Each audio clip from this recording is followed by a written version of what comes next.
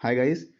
Basically ये जो हिजाब कंट्रोवर्सी है वो उस चक्कर में मतलब अब दो और मुद्दे बीच में डाले जा रहे हैं डिबेट्स में और न्यूज़पेपर में। दो और एस्पेक्ट्स को सरफेस किया जा रहा है। उसमें से एक एस्पेक्ट है आपका केरला हाई कोर्ट वाला केस कि केरला हाई कोर्ट में तो भाई इस बुर्का को अलाउड नहीं किया था, तो अभी क्यों यहाँ पर अलाउड हो रहा है। एक वो वाला केस है और दूसरा वाला ये जो सिक्स वाला एंगल इसमें डाल दिया जा रहा है कि सिक्स भाई जब हमारे टर्बन पहन के आ सकते हैं, पगड़ी पहन के आ सकते हैं, तो हम बुर्का पहन के क्यों नहीं आ सकते। तो इसके आप दो इंपॉर्टेंट जो केरला हाईकोर्ट वाला है वो आर्टिकल 25 और 26 से आपको समझ आ जाएगा कि आर्टिकल 25 और 26 का अगर आपको डिफरेंस पता है तो केरला हाईकोर्ट का वर्डिक्ट आप समझ जाएंगे, क्योंकि उसमें एक तो था पर्सनल रिलीजन, जो लड़की बुर्का पहन सकती है कि नहीं वो उसका पर्सनल रिलीजन है, और दूसरा इंस्टीट्यूट का राइट।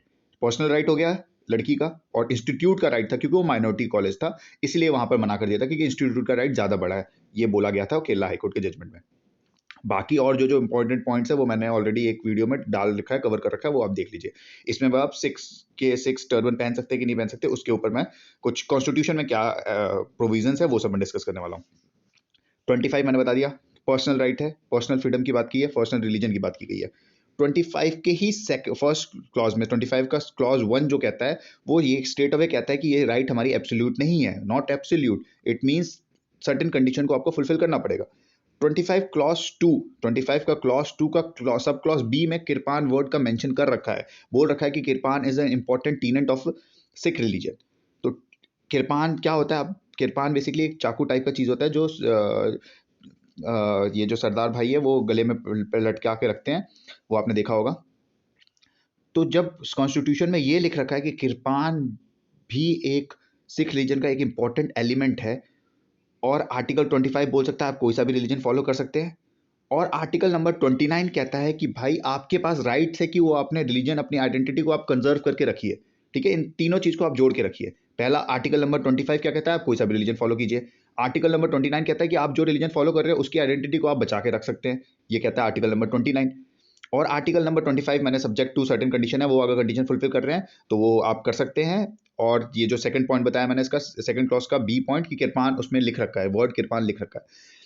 आपको ये जानकर हैरानी होगी कि नेल कटर भी प्लेन व्लेन में या छोटा सा पिन, सेफ्टी पिन, ये सब भी अलाउड नहीं है एरोप्लेन में, बट किरपान अलाउड है। ये बात याद रखिएगा, kirpan is allowed in domestic planes, और कुछ कुछ कंडीशन है अगर फॉरेन प्लेन में जा रहे हो तो, बट सारी जगह अलाउड है, मैक्सिमम जगह अलाउड है। ठीक है, क्योंकि वो one of the most important element of Sikh religion है, इसीलिए वो लिखा हुआ है। कहाँ लिखा है, गुरु गोविंद सिंह ने जब खालसा पंथ स्टार्ट किया था तो वहां पर 5 केस की बात की गई थी।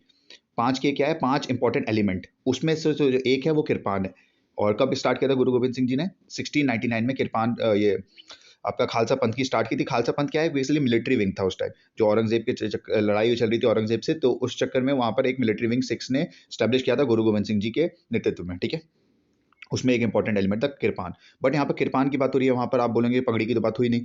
तो पगड़ी भी एक मतलब जो टर्बन है वो भी एक इंपॉर्टेंट एलिमेंट है सिख रिलीजन के अंदर।